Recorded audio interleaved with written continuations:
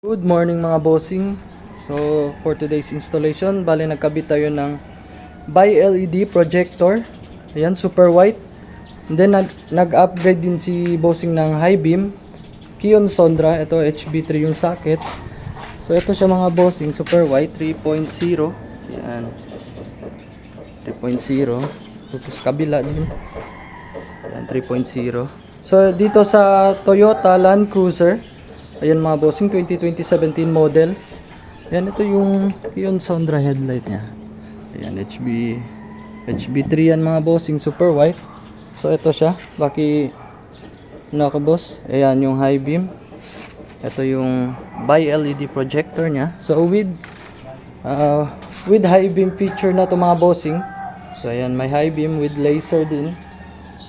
Ayan yung output niya. Sobrang lakas ito mga boss. Then ito yung bi-LED projector niya. Ito yung stock niya. So sobrang ganda ng stock. So sobrang lakas din ng bi-LED projector. So naka-align din ito yung laser niya. So ayan siya mga bossing. Ito yung high beam. So nag-home service kami dito mga bossing sa Villa Santa Maria. Ayan, bossing. So yun lang mga boss. Visit our shop, Andres Auto Accessories, Gobernador Ramos Street, Santa Maria.